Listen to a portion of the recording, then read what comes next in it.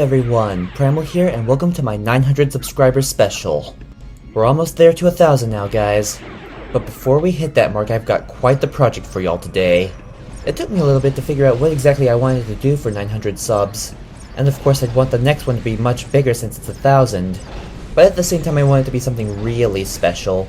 So I figured before we hit that exact milestone, I'd get a little personal with y'all and discuss the exact video games I used to play when I first started playing video games. And the kinds of video games I'm talking about would happen to be adaptations of other media. Movies, TV show, you name it. With maybe a few exceptions here and there like things regarding the Witcher series. My rules for this list will be this. They have to follow the exact plotline or have close correlation with the exact plotline of the material it's based off of. The ones on this list will be the ones that are the most memorable to me. Also, this list isn't necessarily about who's the best in my book, so I shall be putting them in any order that I please. So with that all said and out of the way, kick back, relax, and enjoy this discussion on my 10 video games based off of other media, and the fondest memories that I have with them. Let's get this show on the road, y'all! You always remember your first, right? Bionicle the game was the very first video game I ever owned. My family gifted it to me for Christmas of 2003 when I was 5 years old. It was Christmas Eve of that year, and the moment I unwrapped it, me and my cousin rushed upstairs to his PlayStation because I didn't have my system yet until the next morning. And we just started rocking away on it. I remember being stuck on the very first level for quite a bit because I didn't know how to get past the giant scorpion at the end of the lava tunnel. So let me go ahead and give you guys a quick rundown on this game. It covers practically the entire Mask of Light arc with elements from the previous Bionicle lines. You play as each of the 6 Toa of Madanui, who eventually becomes 7, through each and every one of the respective levels. You start off as Toa Tahu, Spirit of Fire, venturing through the volcanic region of Takoro. Then you play as Toa Kopaka, Spirit of Ice, and my personal favorite, and his stupid ice sledding level in Kokoro. Toa Gali, Spirit of Water, first Bionicle I ever owned, and I felt a lot more comfortable in her level of Gakoro, being able to swim through it and all. And after her, we're officially done with the Borak storyline. Then you get Toa Bahatu, Spirit of Stone. His level consisted entirely of a transition between his village to his brother Toa Anua's village, on this obnoxious railway minigame. Then things get back into my comfort zone, which I'm able to be on solid ground as Toa Anua venturing through Anukoro to fight Arakshi. Then you get Toa Liwa, Spirit of Air, and his vast, breathtaking jungle level of Likoro. Then you end up rounding back to Tahu, who is now Tahu Nuva, in a lava surf race against another Rakshi to get the Mask of Light, and then it all caps off with the final boss fight against Bakuda as Takanuva, the 7th Toa, who finally makes his appearance. And it's almost exactly like the movie if you've seen it before. This was my first ever video game, and I have a lot of fond memories of it. Though I will definitely say it was quite a chore to complete since I had very little experience with video games at the time. Not to mention that I started playing them at a very young age. Though I was still able to beat it within a few months or so. Bionicle is a very crucial part of my childhood. I had almost every single toy up to the Toa Mari line. I got into it thanks to my best friend and my cousin, who were both named Preston. I remember my best friend Preston bringing the Green Rakshi Lirak with us to a movie that we were going to see when we were kids. I really wanted to play with it more, so afterwards I begged my mom to get me some Bionicle toys to play with, so I got Toa Gali and the Blue Rakshi, and then the Green Rakshi, and then completely built my collection from there. Those were some really fun times. Times I really wish I could go back to. Now let's talk about the very first video game I ever played. Okay, so remember how I said that my best friend Preston helped me get into Bionicle? Well, my cousin Preston helped further that interest, and he also got me into video games in general. The first of which was the video game adaptation of Harry Potter and the Chamber of Secrets. At first I didn't entirely grasp the concept of what a video game was, and I thought it was just another version of the movie. A version that I found to be much more enjoyable at the time. I have lots of fond memories of this one. Playing it with my cousin in his basement in his house in the Black Forest of Colorado. I don't really remember how long we were up there. My best guess would be a week, but it felt like we were up there forever. And frankly, I would have been totally okay with that. It was just so lovely and cozy out there. But back to the game. So as you would expect with the early video game adaptations of movies or other media, they follow the entire storyline of what they're based off of with a few extra bits here and there. This type of extra content would come in the form of extra levels, enemies, combat, and minigames that would not be in the movie. and how well these were pulled off would either add or subtract from the game's overall entertainment value. And I can definitely say that with this game, there was never a dull moment. Looking back, it feels like the entirety of my time with my family in Colorado was spent playing this game. Me and my cousin Preston, we spent almost every single day up there playing this game start to finish. It initially felt like it was going to take forever to beat this game because the whole world was so vast and there was just so much to do. You had Quidditch matches, which entailed racing to get the golden snitch, class sessions that required you to explore the inner workings of Hogwarts to find new spells for you to use at your disposal for puzzle solving and combat. Almost every one of those included these stone gargoyle mini-bosses that you had to fight to get the spell or use it afterwards. Then you had your story missions, which were expanded in-game versions of what happened in the movie. The most memorable of these for me would be exploring the library at night to find the Polyjuice Potion recipe for Hermione.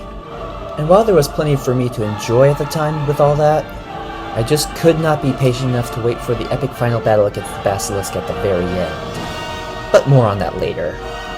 As I said, there is quite a lot to do and quite a lot to enjoy in this game before that moment. But I may have forgot to mention that all of that is tied to the details of a fun, interesting little mechanic in the game. You see, for the first 3 video game adaptations of Harry Potter, they made the in-game version of Hogwarts exactly like the books and movie. In regards to the houses and the House Cup, of course. Collecting collectibles, winning mini-games, and pulling off missions without a hitch will earn you points towards winning the House Cup at the very end of the game. However, at the same time, you can also lose points if you get caught during your missions after hours. I cannot tell you how many times I heard the words 5 points from Gryffindor from the prefixes who caught me and my 4-year-old self playing this game. And when I had the game personally myself later on after playing it with my cousin, I think I messed up way too much and ended up handing the House Cup to Slytherin, God help me. Then we finally reached the Basilisk. I knew we were finally getting somewhere after defeating Aragog. I don't think that there's any denying that this is the pinnacle of the entire game. The boss fight in general was just so well done. You're fighting the giant evil snake to epic music composed by the same guy who did Skyrim, using the magic power of the sword of Godric Gryffindor to taste the crap out of it, along with Tom Riddle's cheesy commentary, which is surprisingly fitting. And then these performances come full circle in the ending cutscene straight after. Just watch.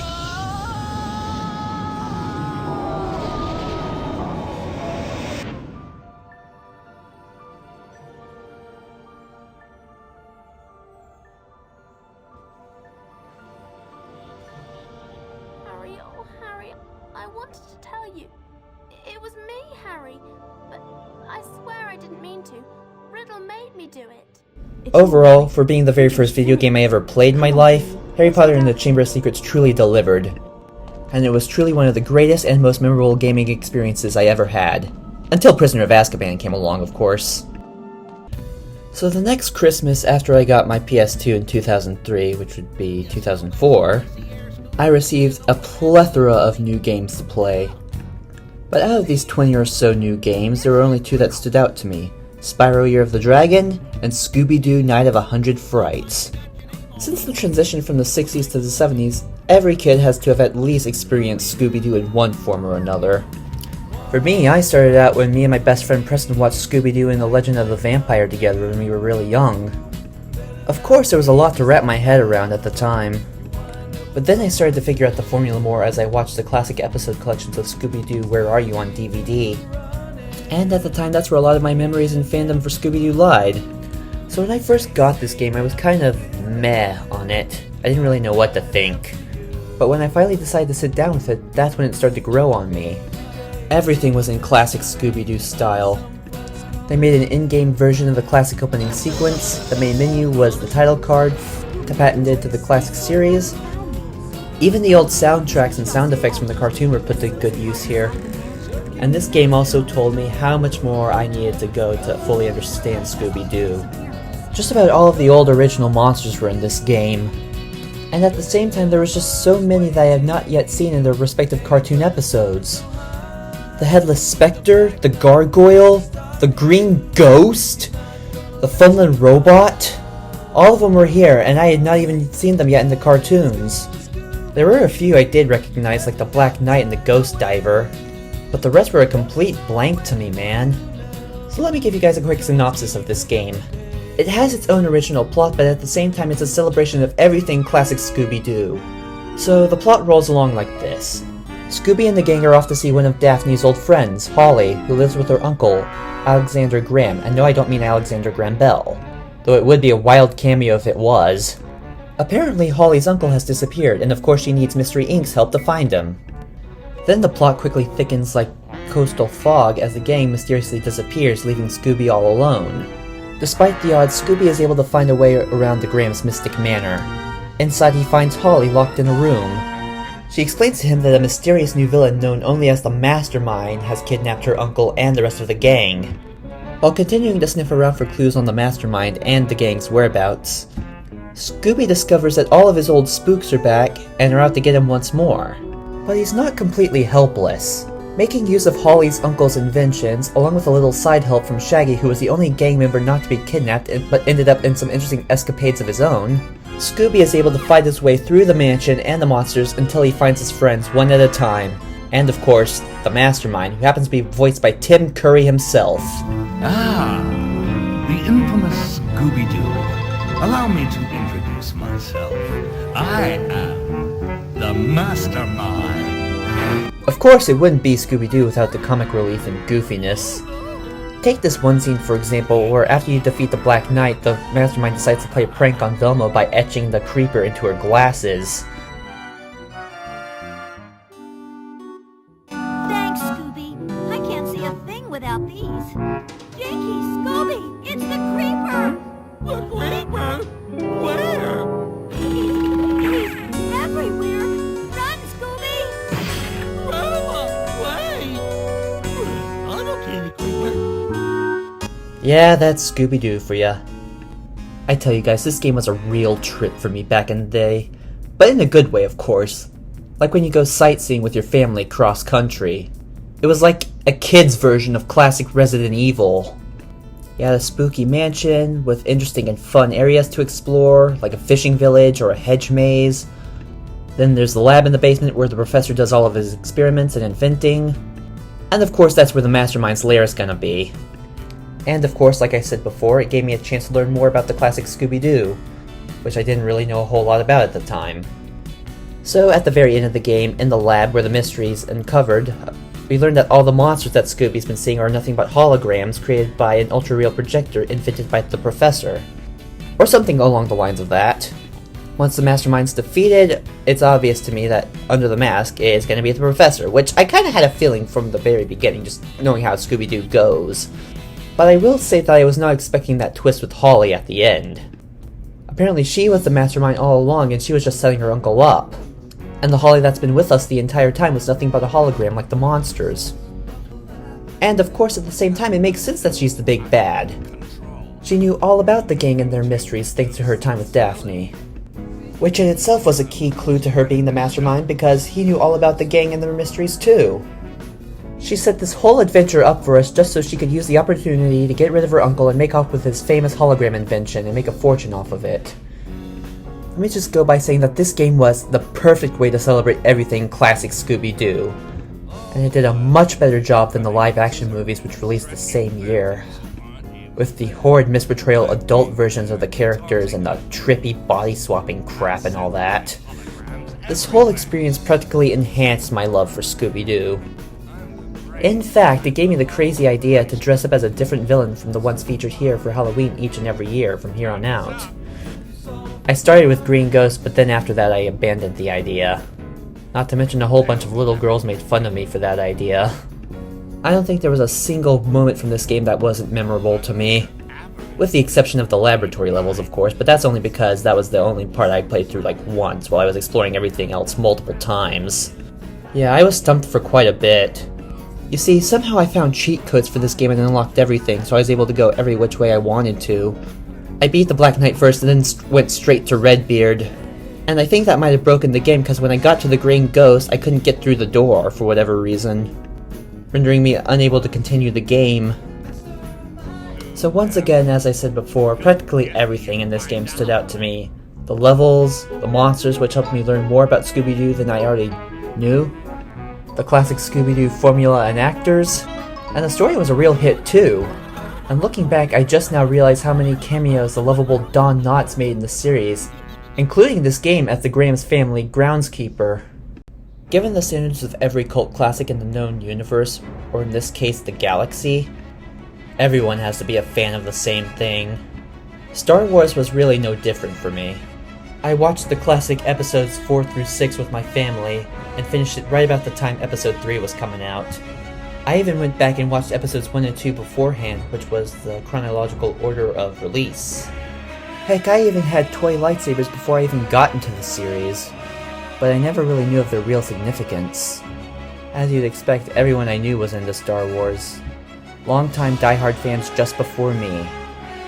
In fact, it's how I ended up making some new friends in the near future. I temporarily moved away from my old home so I could go to a different school in a different city. It was at this new school where I met Jacob. He and I initially bonded over Star Wars, at least for the first semester. We even went as the characters for Halloween. I was Jango Fett and he was the Phantom Menace version of Obi-Wan. We even acted out the final battles from episode 3 when I came over to his house for the very first time. We reenacted everything, every line, every action. That was a really awesome day. Even me and my first best friend Preston did the same thing. But we did so when I finally came back home, and we did so on a much broader scale. We covered practically episodes 3 through 6. Even me and one of our other friends, Davis, reenacted the final battle of Phantom Menace. Man, Star Wars was so great at the time, and I still wish it was. Okay, I think I've been blabbering enough. Back to the game.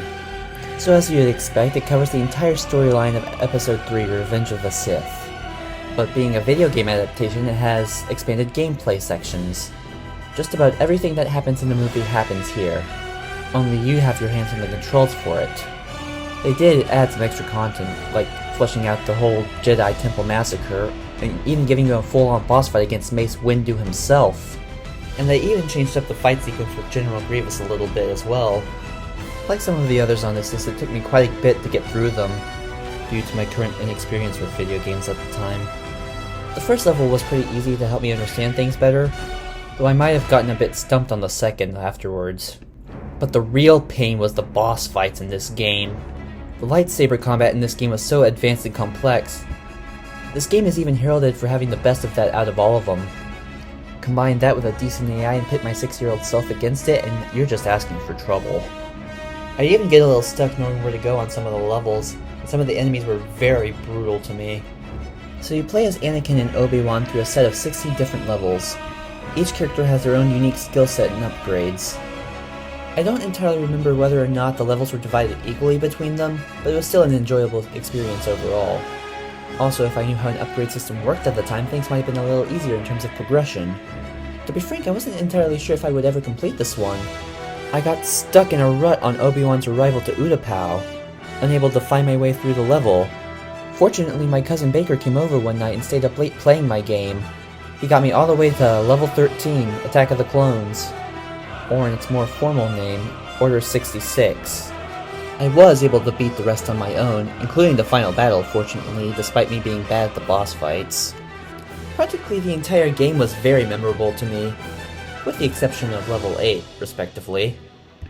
Something that really stood out to me was the ability to duel in multiplayer, which seemed to be a common theme for early Star Wars games. It even had a few memorable bonus missions as well.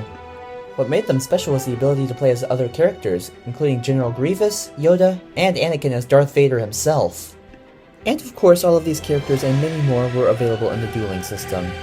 Once they were properly unlocked, of course. There was even a secret mission 17, which was an alternate ending to the final battle, saying, "What if Anakin won?" That little reverse outcome was something I did not expect, but I really enjoyed it regardless. Also, here's another honest fact that I may have forgotten to mention earlier. I actually played this game before I saw the movie. And to be blunt, I was actually okay with it going that way. I just wasn't all that ready for the darkness this movie had to offer, like Anakin becoming Vader, or the unveiling of Palpatine. Or even Padme's death for that matter. But this game helped me warm up to all that when I finally got the movie for Christmas of 2005. And despite all, this game didn't really spoil a whole lot. I was still able to see a whole lot within the slower scenes of the movie that unveiled the whole plot. Unintentional rhyme, sorry guys. I played a lot of different Star Wars games in my time. but this is the one that stuck out to me the most.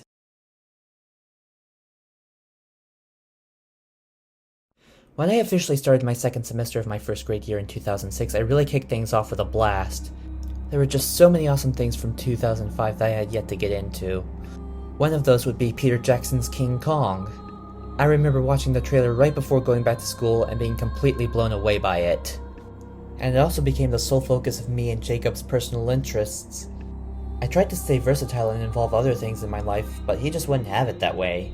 Since the start of 2006, we were just stuck on Kong for the remainder of the year. I ended up watching every version of the movie known to man, from the original 1930s version, to the 60s involving him on top of the World Trade Center, to Peter Jackson's 2005 remake. I still can't believe how late I was to the party for that one. Same thing with a couple of others, but we'll get to them after this on this list. My buddy Will from kindergarten ended up with the official video game shown here, and we ended up spending a lot of our weekends together playing through it. Really fun times like a lot of the others discussed on this list. This game is renowned by all as the best movie-adapted video game ever made. It's not a cheap cash grab, it has well-refined gameplay, and while there are some events that differ from what happened in the movie, it completely follows the entire storyline of King Kong. But in more expanded detail, of course, given the nature of it being a video game. It includes two different styles of gameplay, one of which is the first-person shooter style of play where you step into the shoes of the main human character, Jack Driscoll, and fight your way through Skull Island and its hostile fauna. The other gives you hands-on experience as the eighth wonder of the world himself as you kick butt and take name through a ferocious style of melee. As awesome as the game is, it's also quite terrifying at the same time. While there are plenty of tools at your disposal to survive as Jack as you venture through Skull Island, the game does a very good job of also making you feel very vulnerable as him. You can't ever go through a single one of his levels without the feeling that there's something always right behind you. Whether it be the wide variety of creepy crawlies the island has to offer, or the gigantic dino life like the V-Rexes waiting to chomp your head off. And believe me, those guys are packed into a good amount of the levels in this game. As Kong, they're basic regular punching bags, but as Jack, it's a whole different story. Every ounce of ammo you have counts when facing them, for either killing smaller animals for them to feed on, or using every magazine you have in your arsenal to just annoy them to death so they don't chase you. I cannot begin to tell you how much that trick got me out of a jam on my first initial playthrough. Every time they'd take a bullet to the head, they'd just stand there and roar at you and nothing else.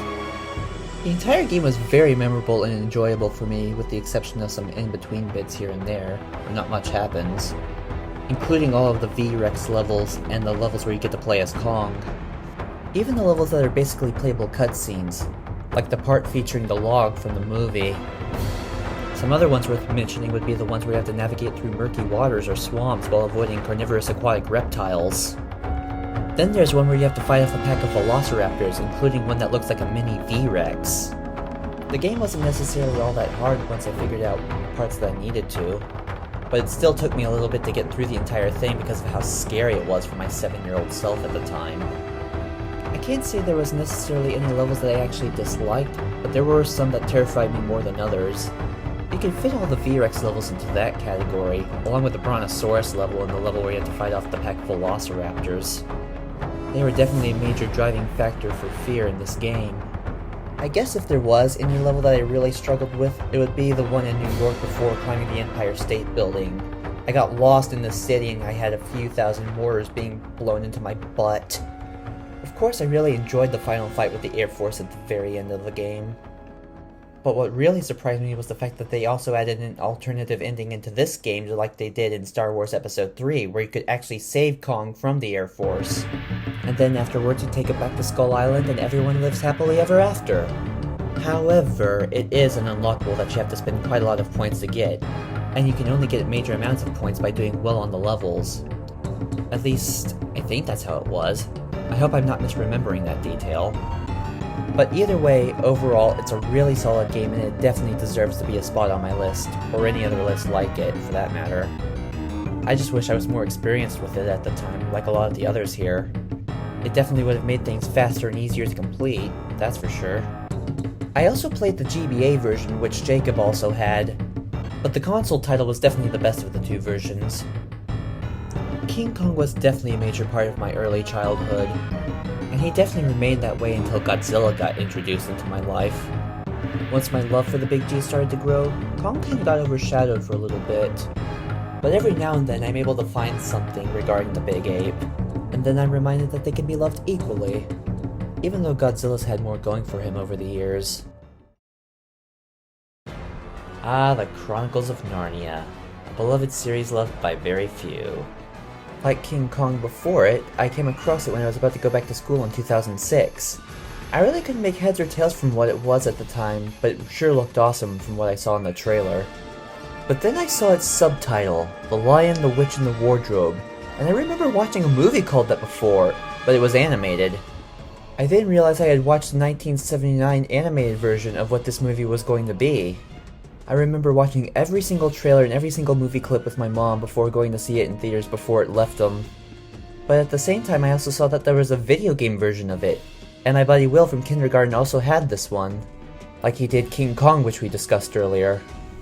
And of course I just had to get it for myself when the opportunity arose.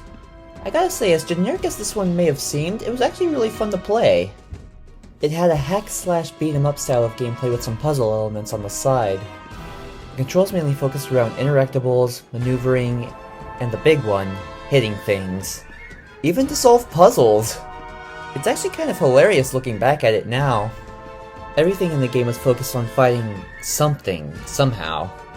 Like in the first level when you have to escape the house before it gets bombed like in the opening of the movie, you literally need to punch down doors to get where you need to go.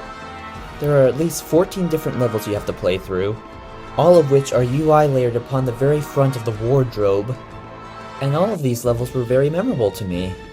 I can just about remember almost everything that happened in this game. Escaping the air raid, exploring Narnia for the first time as Edmund and Lucy, trying to reunite and reconcile the family in the professor's house, exploring Narnia again as all of the Pevensie children this time, escaping the ogre at the creek and then defeating it later at the dam, escaping the goblins in the forest, defending the beavers from the secret police so we could all escape, crossing the frozen lake and river and defeating Mogrim at Aslan's camp, gangbanging Gennebrick and saving Edmund from the witch's camp, sneaking out and following Aslan as Susan and Lucy through a forest filled with the witch's monsters, the Battle of Baruna, which me and Will got stuck on for quite a time, though he was stuck on it longer than I was, because I already beat the game when I came back home, and he was still on that level. But what can you do? Freeing the Narnians from the witch's castle, the second act of the Great Battle where you got to choose your infantry, and it all culminated in the epic final battle against the White Witch herself. Though it was a lot cooler looking to me back when I was younger. There was really quite a lot to love about this game. The soundtrack was epic, and lovely at times, as well. The combat, despite being focused on a bit too much, was pretty fluid. You got to play as all four of the Pevensie children, each with their own unique abilities and upgrade system as well. And best of all, it was multiplayer. It was definitely a good couch co-op game for me and Will to play together. I played a couple of the levels with him initially before getting the game myself, like the frozen lake all the way to the witch's camp, and then the Battle of Baruna, which we spent a lot of our time on, trying to defeat the giants, which was quite a chore for both of us. I gotta say, a lot of these games on this list, despite being adapted from movies, were actually pretty hard for us. But then again, it probably has something to do with our young age and inexperience. But that didn't make any of them any less fun for us to play. I have a lot of fond memories of Narnia from my early childhood, memories I still carry with me today, so it definitely deserves a spot here. I bet a lot of y'all weren't expecting me to have Zathura of all things on my list, were ya? And that's okay, it just happens to be one of those cult classics that happen to be criminally underrated. Not a lot of people know about it. And those who do, well, I'm not sure they showed a whole lot of favoritism towards it for whatever reason. So let me go ahead and give you guys a quick synopsis of what Zathura is if you don't know already. It's another board game turned reality style story from the minds of Jumanji, and I mean the original, not the crappy video game reboot. Instead of the African jungle, Zathura takes its players to outer space, the final frontier. And instead of it starting out with Robin Williams and Bonnie Hunt as best friends, it tells the story of Peeta Mellark from The Hunger Games and Austin from the Backyardigans as two brothers who don't really get along all that well, but that's a natural occurrence for siblings. So like Jumanji, The brothers find a board game whose namesake is the title of the story. But the moment they start playing, trees don't start growing. Instead, their house is bombarded by a meteor shower and warped straight into outer space. And of course, like Jumanji, Zathura has its own occurrences that are related to its theme. Crazy robots, flesh-eating aliens, you name it. And of course, Bella Swan from Twilight's in this flick as well, starring as a brother's older sister who loves to sleep all day and party all night. Yeah, I think that's as good as any summary that anyone can give on the plot of this movie. Now back to the game itself. As you'd expect, it follows the entire storyline of the movie with some minor changes here and there. But at the same time, there are some big changes as well, and I mean a lot of big changes. For starters, the kids aren't stuck in the house the whole time of the entire thing. In the game, they actually get to go and explore other planets Star Trek style, like the robot's homeworld, or the Zorgon's homeworld, or Sirius 3, which actually happens to have a whole flourishing ecosystem. There's even a derelict space station, and a whole asteroid field to fight the Zorgon fleet in. Heck, you even get to board their mothership and meet their king. In regards to how the game plays, though, I'd say it's along the lines of an action-adventure slash platformer, maybe with some hack and slash beat 'em up. Well, there's no hack and slash, but there's definitely a lot of melee involved. You get to play as both of the brothers. Little Danny is armed with a slingshot, but can't really do a whole lot on his own, given that he's the younger of the two. But when the time comes, his skill really shines when put to the test. Walter, on the other hand, is armed with a derelict robot claw and has the ability to pitch various elemental projectiles at his opponents, given his aptitude for sports, namely baseball. Then there's their no longer defective robot, who happens to have all of his butt-kicking functionality from the movie, including his jet boosters, superhuman strength, and a mini laser blaster that's built into his arm. The astronaut from the movie is also here, but he's not a playable character, he's just an NPC. Also, he's his own character here in this game rather than being a future version of Walter like in the movie. Also, the brother's older sister Lisa is excluded from the game as well for whatever reason. I was a huge fan of the movie regardless of what people might have said about it. I never really knew that a video game adaptation of it existed until I saw it in the Hollywood Video, when it was still a thing. I couldn't really get it for myself at the time, so I just rented it the moment I saw it that day. Sadly, I only got as far as level 2 or 3 by the time I had to take it back, but when I was able to get it for myself, I was able to get a lot farther. So I got stuck on the first level of the dead planet being chased by the giant sand shark aliens or whatever the heck they were, and I wasn't sure if I'd ever complete the game. But the next time I visited my cousin Preston in Colorado, he got past the level and I was able to make the rest of my way through. I still struggled a little trying to figure out how to beat the Zorgon King final boss at the end, but I did it.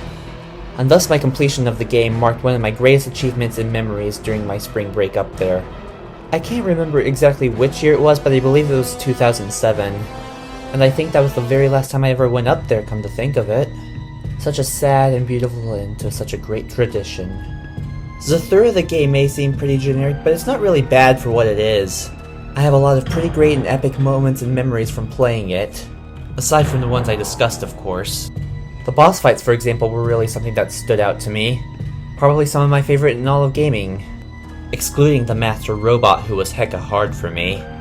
But the escape sequence afterwards was pretty fun. I think the favorite of my four would be the stone alien goddess on the dead planet.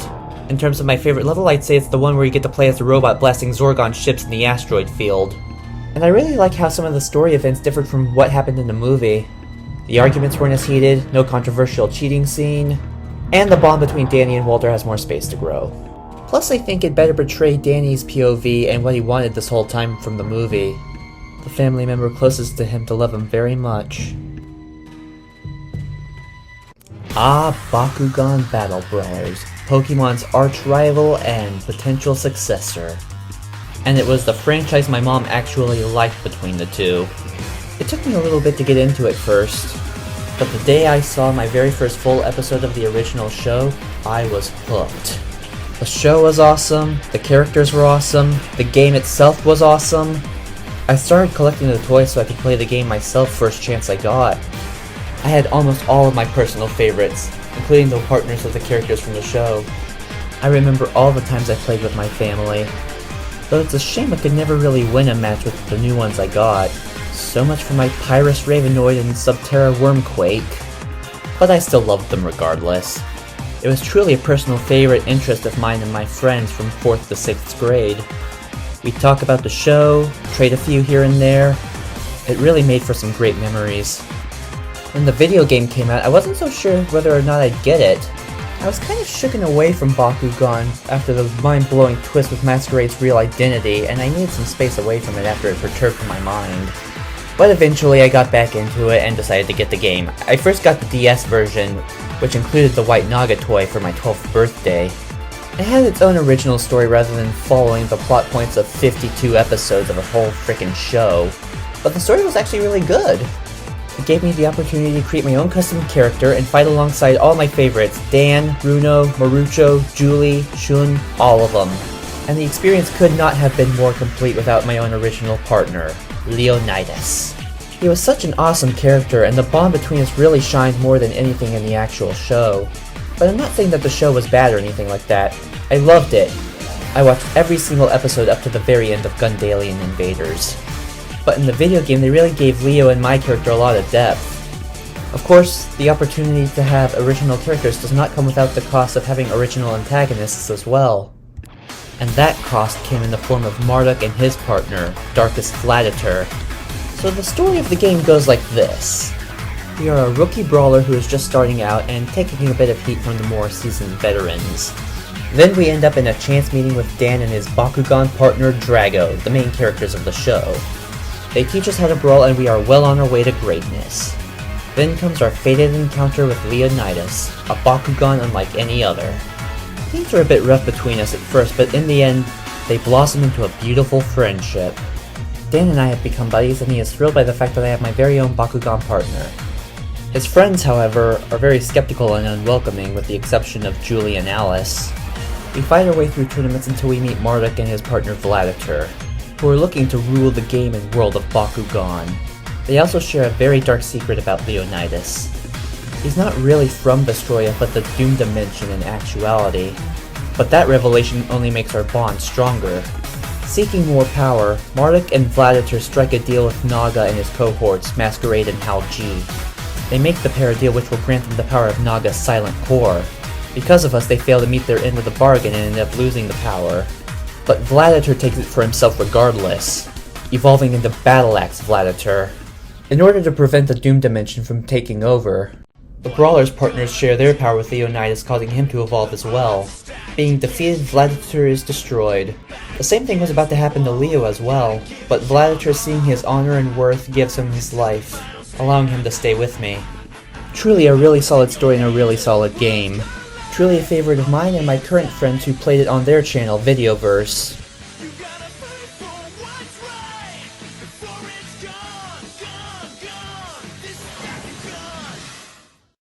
The last two titles on this list that I will be covering will be the ones that I got upon reaching adolescence. The video game adaptation of John Carpenter's The Thing was the very first horror game I ever owned, and I was really lucky to even have it. I came across the critically acclaimed best-known horror flick by pure chance one day in 2012, which happened to be its 30th anniversary at the time. I stumbled upon it via random YouTube recommendations one day early in the year. My initial thoughts of it were, what the heck is this weird flesh porn that I'm watching? But then I read upon its actual story, not the novel it was based on per se, but the movie's synopsis. It piqued my interest and curiosity quite high. I ended up watching clip compilations of the monster and taking a peek at the crappy 2011 prequel. And sadly that's where most of my interest was for it at the time. When I finally found the original 1982 movie, I ended up loving it way more than that. Like Zathura earlier, I accidentally came across the fact that it also had a video game adaptation. I found it while I was still trying to figure out whether or not I was actually into the thing. I picked it up one day at Outlet Mall's old game store during spring break of 2013. I had to go through quite a bit to be able to actually play it though. You see, when it released, the thing was only for regular Xbox, PlayStation 2, and PC. I was not a PC gamer and I never really had the first iteration of the Xbox.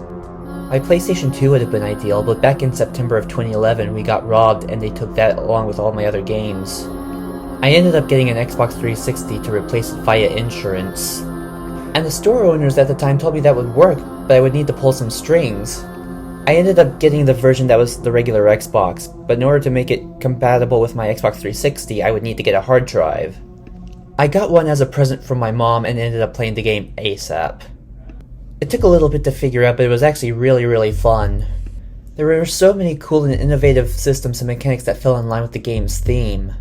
Using the blood kit to find out who's what, making use of multiple allies and their technical specialties, and the most important, which was building trust between all of you during these uncertain times. The monster itself and its versatility really made the game a lot of fun. I always enjoyed exposing and killing it when I could, and believe me, there were quite a few good opportunities to do that. In terms of the game's plot, it ties directly in with the 1982 movie, but acts as a direct sequel to it.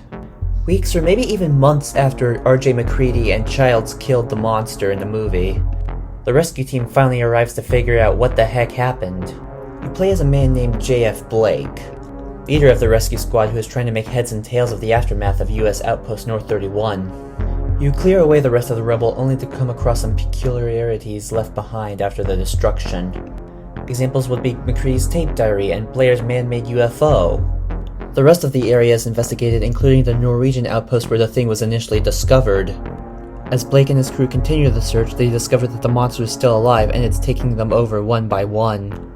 Blake fights the alien in its many forms as it slowly tears the team apart. In regards to how the thing came back, well, anything could have happened really. But my theory stems from this. A lot of people have been toying with the idea that somehow Childs was infected, right? And of course there's good reason to believe that. But in the game they find Childs dead and completely frozen. But that doesn't mean that nothing can or will happen. The thing you see is a living being that's alive down to its very cells, and it can slowly convert its hosts one molecule at a time, and do so with multiple. And even when frozen, there's still some activity swimming around inside of it. Later it is revealed to Blake's surprise that his higher-up, Whitley, has sold him and his team out for experiments to the thing.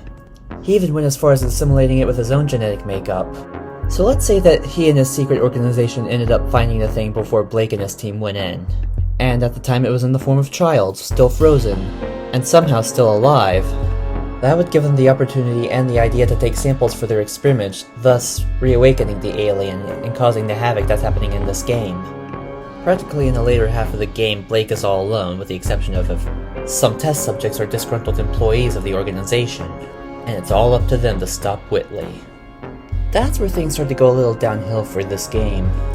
After the revelations with Whitley, it just turns into a generic Resident Evil style third-person shooter. It rarely uses the elements in the original formula of the thing from here on out.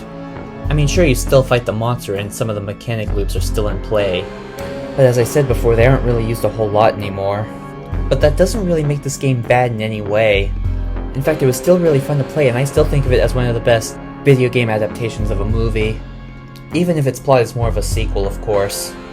It just started to lose a little bit of its luster once it had to move away from its original formula. But I really don't think they had any say in the matter. For other media like a video game, it's really hard to nail the concept of the thing. But in spite of the odds, this game really gave it its all.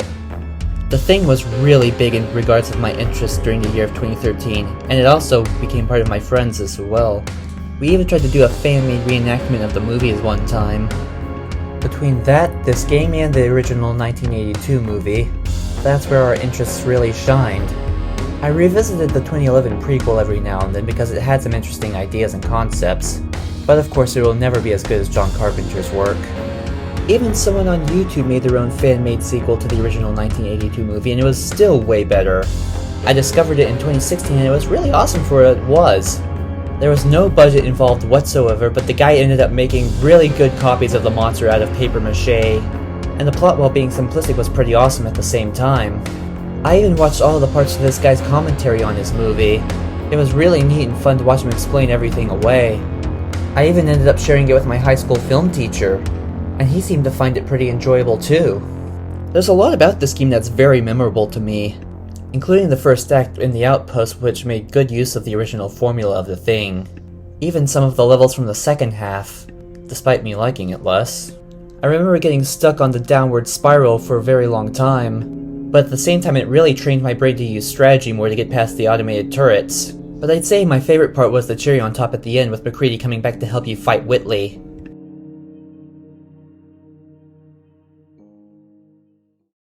At last we come to my final entry, Aliens vs. Predators. Oh, I could tell you so many stories about this one. I was terrified of the cover art alone when I first came across it. Then came spring break of 2010, when my buddy Jacob from first grade began introducing it to me. We started with the very first Alien movie. I was completely mortified and permanently mentally scarred by the chestburster scene. Then we went straight to Aliens afterwards. When he showed me the Queen, I was completely unnerved by the atmosphere of that scene. Believe me when I say that I could not sleep a wink that night. He kept on it throughout the entire year, every time we talked and every time we saw each other. When we had a slumber party in November, that's when he introduced me to Predator. And my mind was just completely split in two by the abhorrent violence this thing was capable of. I begged him to stop because it was just too much for me at the time. Plus, I knew my mom didn't really want me watching rated R stuff, and I was still like just 12 years old at the time. And that day was the very last day I ever saw him in person, sadly.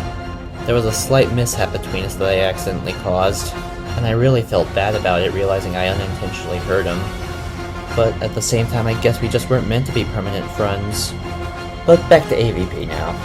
When my mom and I were starting to move in with my stepdad, he proposed Aliens vs. Predator Requiem for one of our movie nights on one of the weeks we went down to visit him. I was a bit anxious at first, but then I saw it was unrated and I was like, oh what the heck, I guess it couldn't really hurt. And I actually enjoyed that movie while my eyes could still see it, of course. Because, of course, it's really dark and no one can really see what's going on in it half the time. Of course, I still had to grow past my chestburster and Predator trauma, but I was able to do so by the end of this movie. Then, 2 weeks later, we watched the original Aliens vs. Predator, and I enjoyed it even more than Requiem. Then I started seeing this game in my local stores, namely Target. My mom and I had a nice calm talk about it, and she was able to let me get it. And thus it ended up being the very first M-rated video game I ever owned. Beforehand, I did a little bit of research, watched a little bit of footage. There was definitely a lot to look forward to. I really enjoyed the involvement of the 3 different character campaigns. I started out with the Aliens because they're my favorites, even though they're the main antagonists in everything involving AVP. I really enjoyed getting inside the skin of a xenomorph and experiencing their entire life cycle. Though at the time, I didn't fully quite understand the fact that I needed to be the xenomorph in that campaign. I needed to be stealthy, I needed to be fast, I needed to make every move count. Because even though I'm the perfect organism, my opponents have gotten much stronger since the early days of my first film. So for this campaign, you step inside the shoes of a unique xenomorph specimen called Number 6. She's a lot more intelligent than her other siblings, which makes her very special in the eyes of the Weyland-Yutani Corporation, and I think I can fully see why due to her ending at the end of the campaign. There's really nothing too special I can say about her story other than just her growing towards perfection, because that's basically all that's out there about her. You're just basically being a xenomorph doing xenomorph things. That's all there is to it, really. But that didn't make the campaign bland or anything like that at all. I really had a lot of fun ripping my prey apart and expanding the hive when I could. You could very well say that the Predator campaign ended up being my favorite when I first started out. It was practically a mix of the other 2 campaigns featuring the Alien and the Marine, utilizing both of their forms of combat through the tools available to the Predator. You had stealth involved via the Predator's cloaking, so you didn't really have to find a place to hide because you could practically hide in plain sight. Well, sort of. Unless, of course, in water, because cloaking doesn't work there as seen in the movie. Then you have ranged combat, which comes from a good selection of the Predator's known weaponry. The classic plasma caster, the mines, the smart disc, the combo stick, and then you also have your hand-to-hand via your wrist blades. Everything that the Predator's known to have is put to good use here, including multiple visions and audio clips for luring in prey. The whole story arc of this campaign is that you're playing as one of the new young blood hunters who is on the planet that the game takes place on to uncover the history of your kind. You face many trials and challenges, but in the end you rise through the ranks and uncover the greatest hunt yet. Through each level you unlock more and more tools to use at your disposal. My personal favorite of course is the combo stick, the spear the Predators are known to have, but I got in a lot of good experience chopping up enemies with the smart disc. I would have made use of the plasma caster and mines more, but they require energy for you to use, greatly limiting their potential and making me rely more on the wrist blades. And that's where more of the Xeno campaign starts to come into play here. But I'm not complaining, it was still a fun experience overall. I just didn't really like having limited tools for the first half of the campaign.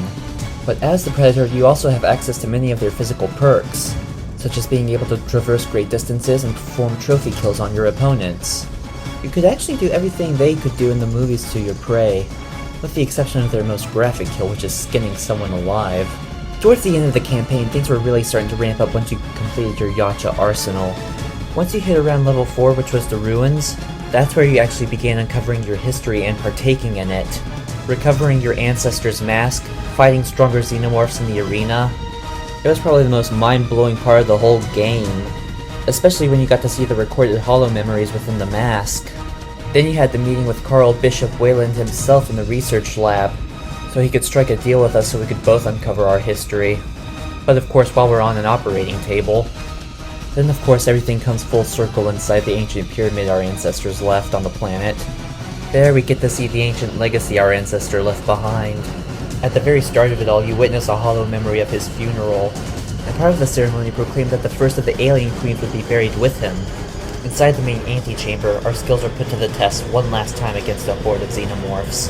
Then to make sure the humans never get their hands on our heritage, we use our ancestors' wrist bracer to destroy everything. But not before obtaining the secrets this mask holds deep within. But before we leave, we have the opportunity to get the ultimate trophy. The lowly hybrid Predalien. There is no greater honor than to slay such an abomination. And the fight itself was pretty epic, probably the best one in the whole game. It's there I got to put all my gadgets to good use thanks to the unlimited energy within the arena. Once defeated, we cast it down and leave the forgotten planet behind. Moving on to our next hunt. Upon the Xenomorph homeworld. The Predator campaign was the first of the 3 that I completed, due to the fact that I found it to be a bit easier than the Alien campaign at the time after I got stuck on it for a little bit. I made the most progress with it out of all the others at the time, even though I had a little bit of trouble in the ruins at first. But that's something always expected. I actually enjoyed the Marine campaign a lot more than I initially thought I would. The rookie Marine was not the fragile human I thought he was when fighting others like him in the Alien and Predator campaigns. He was a true survivor who proved more than capable of handling the Xenomorphs and the Predators on his own. His campaign was the whole mix of all the action. You had plenty of tools at your disposal to make it through all the way to the end. And unlike the other 2 campaigns, his covers the entire set of levels for once, making use of every single one throughout his entire story. He comes equipped with the entire Marine package known throughout the entire Alien universe. Pulse rifles, smart guns, flamethrowers, motion trackers, you name it. So let's talk about the story in the Marine campaign for a bit, shall we? It starts out in a style similar to Aliens. A squad of Marines are called to assist the colony of a planet, but they run into problems that are extraterrestrial and more than they can handle. Except for one, of course. A Marine who just got into the field but is more than capable of kicking Xeno butt. Guided by my personal favorite character in the whole game, Tequila, he makes his way through the colony, cleaning up the Xenos, and even actually taking down their queen, which is probably one of my favorite parts in the whole game. Definitely something I saw from my peaked footage that I was looking forward to the most. But knowing the fragility of humans, I wasn't sure if I'd ever reach this part. After the first third or so, that's when we start getting stalked by the Predators, who end up taking down the rest of our squad, including Tequila, removing her as our guide for the rest of the game. But fortunately, we're still not alone. An unknown helper by the name of Katya guides us the rest of the way through. In the ruins level of the campaign, we end up fighting and killing one of the Predators, and fortunately rescuing Tequila at the same time. However, she's been set up for Xenobirth, sadly. But Katya promises she can save her. We end up reaching the research lab, but at the same time end up in conflict with the corrupt Weyland-Yutani Corporation. As Katya tries to remove the chestburster inside Tequila, Weyland himself interrupts the operation. In order to preserve her life until we can get proper help, we stuff her inside a cryopod. Then we end up meeting Katya in person. She was revealed to be an android who worked for the company but switched sides after seeing how corrupt they were. We then head off to confront Weyland inside the pyramid. After fighting a horde of Xenos and Weyland's combat androids, we end up killing the mad head of the corporation, but it's revealed that he's an android fake. We then escape with the company's findings and then head off towards our next destination with Katya and Tequila, the Xenomorph homeworld itself. I really enjoyed the heck out of this game when I first got it, but looking back now, I'm not entirely sure whether or not this was based off of anything in particular, seeing as how Aliens vs. Predators has always been around for a very long time. Even before the movies came out, there were definitely a lot of awesome moments to enjoy throughout the entire game, in each and every single campaign, being able to step inside the lives of a xenomorph and a yautja, which is the official name for the predator species for those who don't know. But I definitely think that most of them were in the Marine campaign. Like the Hollow Club in the first colony level. There would have been so much hell to pay if my mom had walked in on me while I was playing that section. Then there's the revelations with Katya, the boss fights against the Queen, the One Predator, the Praetorian, and Mr. Wayland, and saving Tequila, which stimulated a lot of weird fantasies in my head. Like, what if after removing the chestburster we decided to raise it as our own? Yeah, I have a very weird imagination, guys. Sorry. After being hooked on Aliens vs. Predator for a bit, I decided to go back and watch the original individual films of both factions. I first rewatched Predator because it was the only one we had available to us at the time. Then Alien and Aliens the next week. I had planned to watch Alien 3 and Predator 2 next, but they were both out of stock at our local film rental store. So I skipped ahead to Resurrection, which was weird as heck, and Predators featuring Adie and Brody, which happened to release not too long ago at the time. And then within a month or so, I ended up watching the latter two. Those were some really fun times, and it was really memorable watching those movies before I had to go off to camp. I tried to get involved in the game's multiplayer, but couldn't set up the internet connection at the time, sadly. Which is a shame because there were so many cool things I wanted from it, namely the Alien Praetorian skin. It would have been so cool to become one of the bodyguards of the Hive. I actually did get to try it out for a little bit at my aunt and uncle's house. I ended up playing the Zombie Tag Infestation style mode for quite a while, but it was just a one-time gig. There are even other games from the franchise I wanted to try out, like Aliens vs. Predator 2 for PC, which came before this one. I found out that you could actually play through the entire life cycle of a xenomorph in that game, which was the main reason why it was on my wish list. Over time, I grew away from the critically acclaimed crossover series, sadly. I focused on other things for a bit, but when I did get back into it, it was just solely on Aliens. I ended up playing Colonial Marines and enjoyed it at the time. I even made a mask based off the Raven Xenomorph. And then I got into the biggest hit of them all, Alien Isolation. But regardless of everything, this game will always have a very special place in my heart. The coordinates to the Xenomorph homeworld. Well guys, that's it for this subspecial top 10 list. What did y'all think? Have you ever played any video game adaptations of other media? If so, what were some of your favorites? Well guys, I hope y'all enjoyed, and thanks again for getting me to 900 subscribers and more. Feel free to like and subscribe and let me know what kind of content y'all would like to see from me in the future. Stay tuned and I will see y'all in the next one. Peace out.